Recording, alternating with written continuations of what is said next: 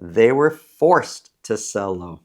I'll explain what I mean and then get into the latest home prices and insights for the city of Toronto for week ending September 3rd, 2025. If you want to speak directly with me about your real estate situation, selling, buying, below this video, there's a link to my calendar. Click on that, book a time that's convenient for you, and we'll talk about whatever's on your mind.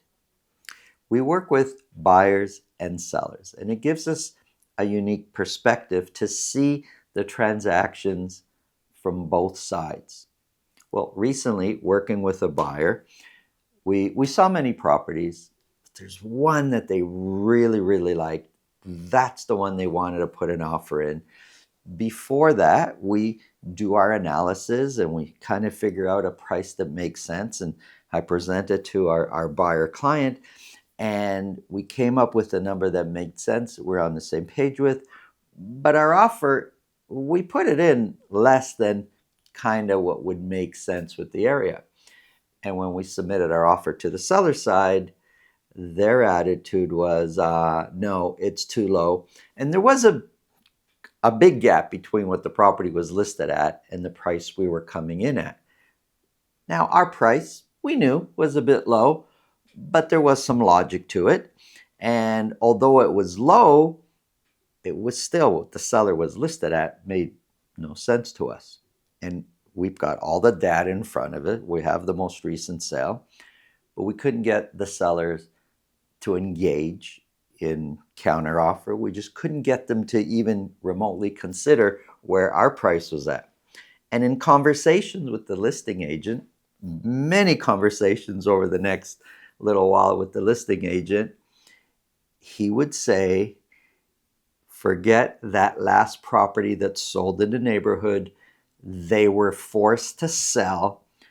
I know them personally, the listing agent would tell me. They were going through a bad divorce and they just needed to sell and move on. They were forced to sell. So forget that one.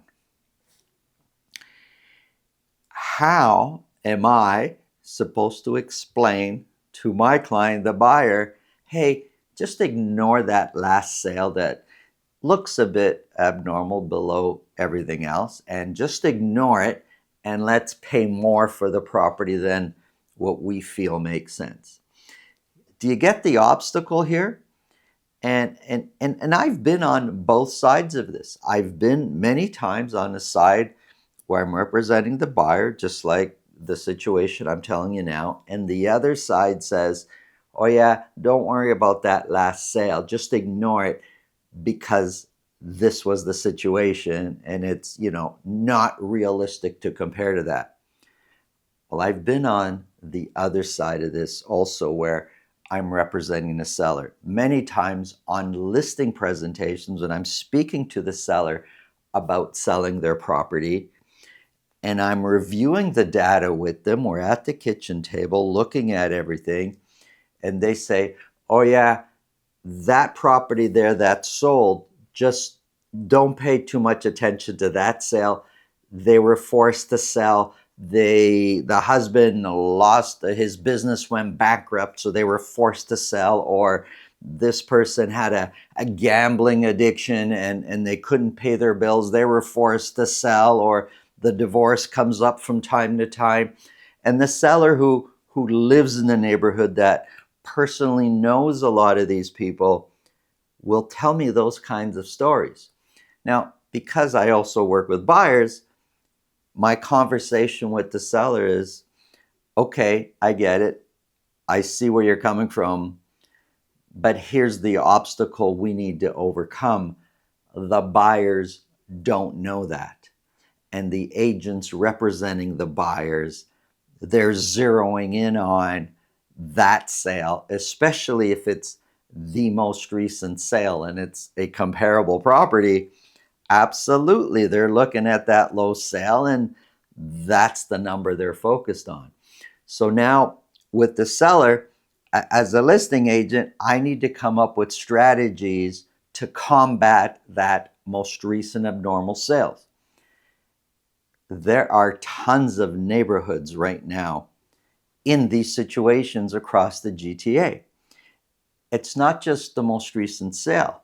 There's many neighborhoods with many properties for sale. And all of a sudden, one sells for far less, and the seller will know, or the agent will know, the listing agent will know why. And it's an abnormal situation. It's a circumstance that the other sellers are not part of, but yet that's the most recent comparable. And the buyers, their attitude is aha, that's the most recent sale. It's the lowest price. That's what we want to buy your house for. And the seller's attitudes are, they had to sell. They were forced to sell. We're not in that situation. Do you see the obstacle here? This is an obstacle that absolutely, for sure, the listing agent needs to develop strategies to combat. Otherwise, the thought of selling at that lower price is the only thing that the buyer is thinking of. Let me know if you've experienced this, whether you've been on the seller side. Let me know if you've experienced this on the buyer side, where you see a price that makes sense, yet you're being told by the seller side, yeah, just ignore that property. Let me know how you dealt with this in the comments below. If you think this video can help somebody you know, please pass it along. And if you get value from what we're talking about, subscribe. Now, let's get into the numbers.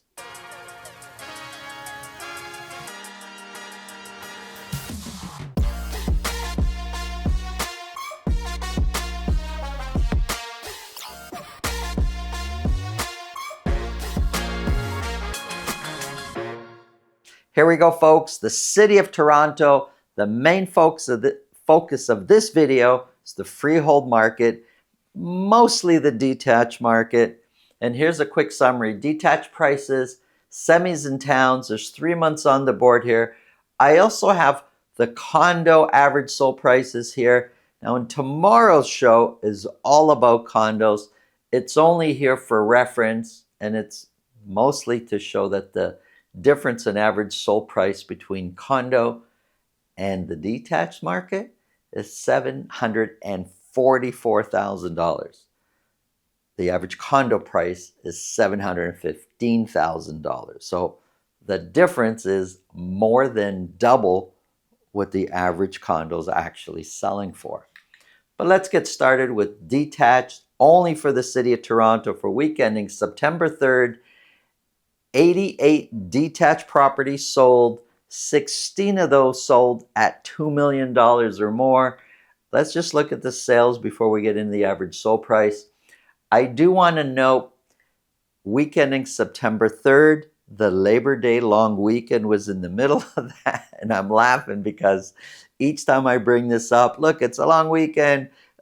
Sales, sometimes they do take a dip. Lots of you will say, what are you talking about? But it's a fact. Just look back at all the long weekends. We often see a dip in sales on that weekend. So just keep that in mind. It was a long weekend. But before that, the previous weeks in August, sales were kind of increasing, which is a bit unusual. But overall, over time, if we go back to, say, May, the end of May is when we saw the most amount of sales in a week. Overall, sales are trending down, way down since when we were hitting 191 sales in a week. We're now down to 88 sales in a week. Average sold price is $1,459,000, and it's pretty clear since the high prices that we had in spring, average price has come way down when it comes to detached properties in the city of Toronto. $1,459,000 is 3% lower than where the prices were for the same week a year ago. The median price of $1,129 is 9% lower year over year. The dotted line, that's a 4-week moving average, both for average price and median price. Again, it's pretty clear average prices are trending downwards. 88 were sold. 20% of those sold, so 18 sold at list price or more. That percentage has been coming down for a while now. Listings jumped way up over the previous week. The week before Labor Day, the end of August, 218 detached properties were listed. For week ending September 3rd, 394, almost 400 detached properties were listed. Active listings, though, is dropping or trending down, we'll say. It's not necessarily because these properties are being sold. Many have expired or have been terminated for the end of August, and we should see a lot of those coming back onto the market as we get into the fall season. And months of inventory overall over the previous months has been climbing. We're currently sitting at 6.1 months of inventory. The week before that, it was 4.1, and we've seen 5.3, 4.9, and so forth. Those sales, the 88 sales, is pretty low in 1 week, and that which helps us to see a jump in months of inventory. I don't think it's quite as high as 6.1 overall. I think we'll see it settle down over the next few weeks, but it kind of looks like somewhere around high 4 months, low 5 months is probably where we're looking to settle down in the next few weeks. Now here's the whole city broken down into 9 different sections. And if we say 6.1 is the whole city of Toronto, some areas are a little bit more aggressive. Scarborough, for example, sitting at 4.5 months of inventory, so still a balanced market. Rexdale Downsview sitting at 4 months of inventory. Etobicoke for detached properties sitting at 4.1 months of inventory. And then you have neighborhoods going the other way.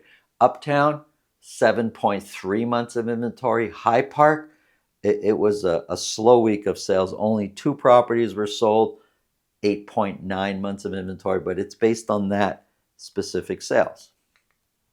Let's look at 3-bedroom detached properties. 48 of those were sold. If we kind of look back at average sold prices, well, it's currently sitting at $1,235,000 for 3-bedroom detached properties. But if we look back to March, average prices, if we kind of average out this area here, the spring, we're in the mid 1.4 millions. We're currently in the mid 1.2 millions. There's overall been about a $200,000, approximately $200,000 price drop from around March to where we are currently. That's a big difference in average prices. This is for 3-bedroom detached properties. If we look at versus the same time a year ago, 1,235,000 is only 1%. I say only 1% lower because there's other weeks where we're 9% lower and 13% lower. Here's 4-bedroom detached properties. There's 25 4-bedroom properties sold.